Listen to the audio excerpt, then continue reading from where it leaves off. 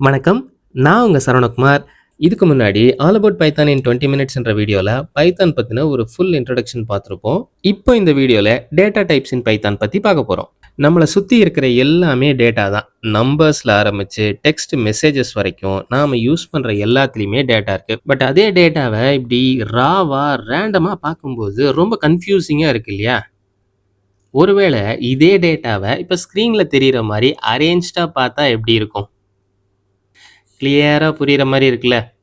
Numbers, text கலெக்ஷன்ஸ்ன்னு எல்லாத்தையும் தனித்தனியா arrange பண்ணி பார்க்கும்போது கிளியரா அண்டர்ஸ்டாண்டபிளா இருக்குல்ல. இதே மாதிரி தான் பைத்தன் புரோகிராமிங் லாங்குவேஜ்லயும் டேட்டா டைப்ஸை பிரித்து கிளாசிஃபை பண்ணி வச்சுருக்காங்க. அது என்னன்னு தான் நம்ம இப்போ தெரிஞ்சுக்க போகிறோம். ஃபர்ஸ்ட் கிளாசிஃபிகேஷனை மொத்தமாக பார்த்துட்டு அப்புறம் அதுக்குள்ளே இருக்கிற டாபிக்ஸை தனித்தனியாக பார்க்கலாம். ஜென்ரலாக டேட்டா டைப்ஸ் இன் பைத்தானை நியூமரிக், கலெக்ஷன், பூலியன், நன்னு 4 டைப்பாக பிரிக்கிறாங்க. அதில் கலெக்ஷன்ஸில் sequence collection, mapping collection, set கலெக்ஷன்னு 3 இருக்குது. ஃபைனலி நியூமரிக்கை இன்டிஜர், ஃப்ளோட், காம்ப்ளெக்ஸ் நம்பர்ஸ்னும், கலெக்ஷன்ஸில் இருக்கிற சீக்வன்ஸில் ஸ்ட்ரிங், லிஸ்ட், டப்பிள்ஸ்னும், மேப்பிங் கலெக்ஷனை டிக்ஷனரினும், செட்டை set and then frozen set. Frozen செட்டுன்னு ஒன்று இருக்குது. அதை பற்றி நான் இதில் கொடுக்கல, பட் ஸ்டில் அதை பற்றி நம்ம பார்க்க தான் போகிறோம். இது இல்லாமல் பூலியன் வேல்யூ, அதாவது ட்ரூ ஆர் ஃபால்ஸ் வேல்யூ, அதுக்கு அடுத்து கடைசியாக நன் வேல்யூ. இதில் முக்கியமான டேட்டா டைப்பாக நாம் அடிக்கடி யூஸ் பண்ணக்கூடிய டேட்டா டைப்ஸ் எல்லாத்தையும் நான் ஹைலைட் பண்ணியிருக்கேன். ஹைலைட் பண்ணாததில் பார்த்தீங்கன்னா காம்ப்ளெக்ஸ் நம்பர்ஸ்ன்ற டேட்டா டைப் இருக்கும். அது என்னன்னு சொல்லிடுறேன், பட் அது அதிகமாக நம்ம யூஸ் பண்ண மாட்டோம். காம்ப்ளெக்ஸ் நம்பர்ஸை பொறுத்த வரைக்கும் ஐ ஆர் ஜே அப்படின்னு சொல்லிட்டு ஒரு டேர்ம் யூஸ் பண்ணுவோம். இந்த ஐ என்ன அப்படின்னா √/-1. இதை பற்றி நம்ம 11th ஸ்டாண்டர்ட் மேக்ஸ் புக்கில் படிச்சிருப்போம். ஃபார் எக்ஸாம்பிள் x² + 1 = 0ன்னு ஒரு ஈக்குவேஷன் இருக்குது அப்படின்னா x² = -1 வரும். அப்போ x √/-1 வரும். அப்போ இந்த ஈக்குவேஷனோட ரூட் வந்து இமேஜினரி ரூட் ஆர் அன்டிஃபைன்டு அப்படின்னு நம்ம படிச்சிருப்போம். எப்பயுமே ஒரு பாசிட்டிவ் நம்பரையோ ஆர் நெகட்டிவ் நம்பரையோ ஸ்கொயர் பண்ணும்போது அந்த நம்பரில் இருக்கிற நெகட்டிவ் சைன் போயிடும். ஃபார் எக்ஸாம்பிள் -3 ஸ்கொயர் பண்ணுறோம் அப்படின்னா -3 × -3 = +9 அப்படின்னு வந்துடும். இதுவே 25க்கு ரூட் எடுத்தோம் அப்படின்னா √5 × 5. இதுவே ரூட்டை ரிமூவ் பண்ணும்போது +or-5 அப்படின்னு சொல்லிட்டு நமக்கு வந்து வெளியில் வேல்யூ கிடைக்கும். +or-ன்னு தான் இருக்குது, மைனஸ்ன்னு இல்லை. ஸோ எப்பயுமே மைனஸ் தனியாக மாற்றத்தில்லை. ஆனால் ஒருவேளை எப்பயாவது இந்த மாதிரி ஈக்குவேஷனில் சொன்ன மாதிரி x² = -1 and then x is equal to √/-1 வருதுன்னா இந்த √/-1 அப்படின்ற வேல்யூவை ஐனோ ஆர் ஜேனோ எடுத்துக்கிறாங்க. பொதுவாக ப்ரோக்ராமிங் லாங்குவேஜில் நம்ம ஜேன்னு எடுத்துக்கிறோம். ஃபார் எக்ஸாம்பிள் இந்த மாதிரி நம்பர்ஸை நீங்கள் பார்க்கணும் அப்படின்னா 3 + 7j ஆர் x + yj அப்படின்ற ஃபார்மேட்டில் இருக்கும். எகெயின் சொல்கிறேன், இது என்னன்னு தெரிஞ்சுக்கிறதுக்காக மட்டும்தான். ஆனால் நம்ம இந்த காம்ப்ளெக்ஸ் நம்பர்ஸை அதிகமாக யூஸ் பண்ண போகிறதில்ல. இப்போ இதில் ஹைலைட் பண்ணியிருக்கிற இந்த டாபிக்ஸுக்கு வருவோம். இதில் நான் ஹைலைட் பண்ண இந்த டாபிக்ஸுக்கு எக்ஸாம்பிள்ஸோடு பார்க்க போகிறோம். இப்போ நான் ஸ்க்ரீனில் கொடுத்துருக்கிறது எல்லாமே அந்தந்த பர்டிகுலர் டேட்டா டைப்புக்குரிய எக்ஸாம்பிள்ஸ்.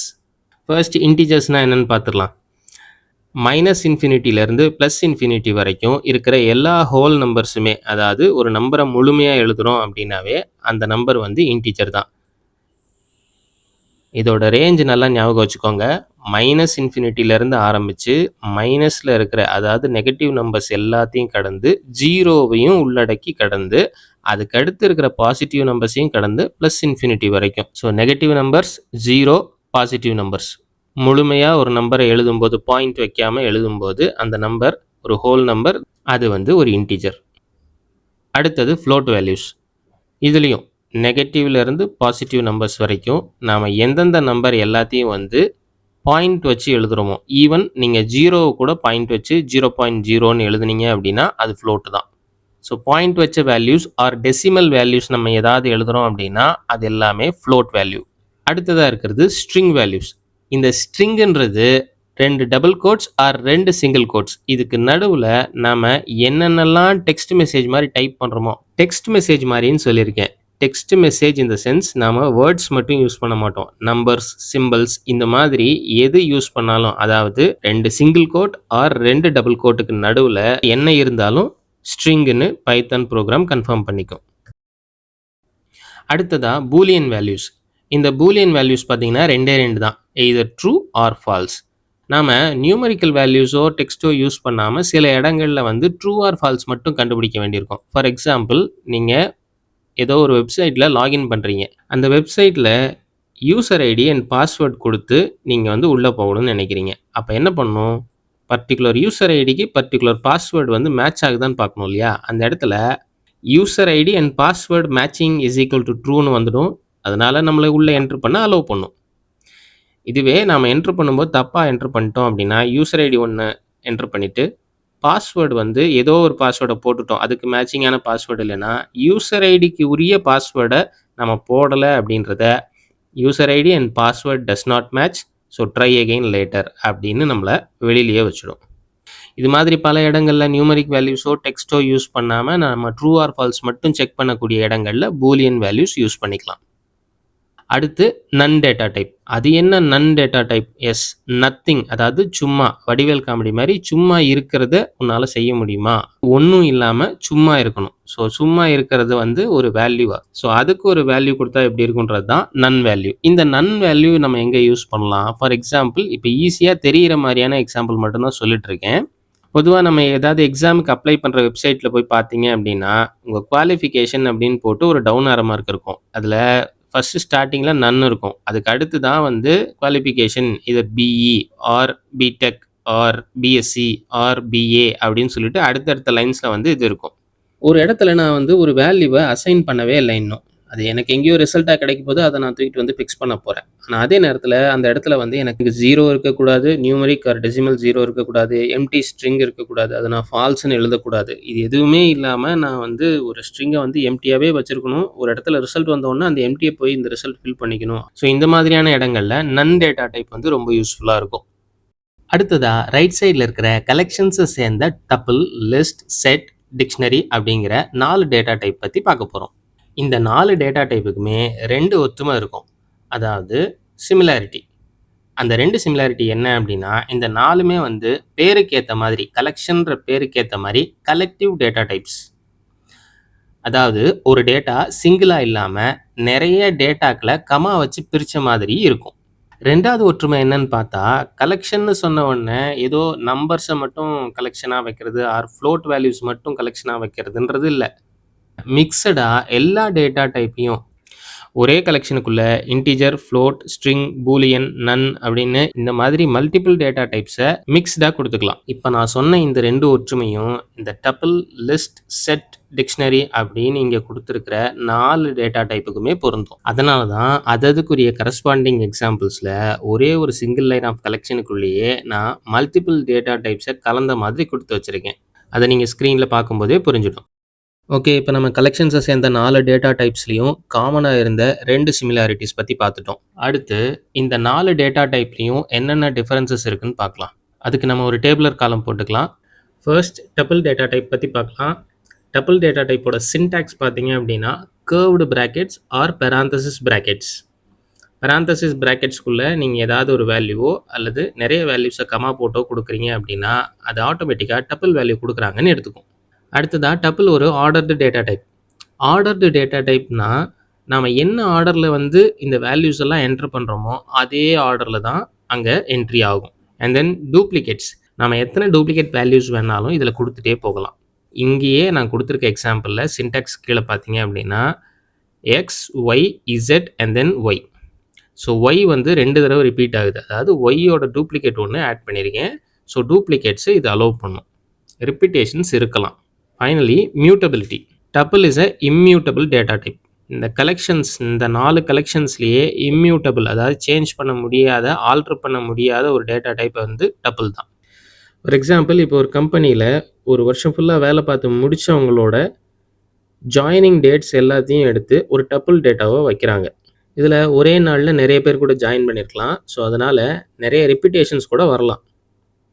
ஆனால் ஒன்ஸ் இந்த ஜாயினிங் டேட்ஸ் எல்லாத்தையும் டைப் பண்ணி முடிச்சிட்டோம் அப்படின்னா அதுக்கடுத்து ஜாயினிங் டேட் தப்பாக இருக்குன்னு ஆல்ட்ரு பண்ணுறதோ ஆர் புதுசாக ஒருத்தரை வந்து ஜாயின் பண்ணதோ, அதாவது விட்டு போச்சு, ஒருத்தர் வந்து லாஸ்ட் இயரே ஜாயின் பண்ணியிருக்காரு, அவரோட ஜாயினிங் டேட்டை மட்டும் இதில் என்ட்ரி போட மறந்துட்டோம், டப்பிளில் என்ட்ரி போடணும் அப்படின்னா முடியாது.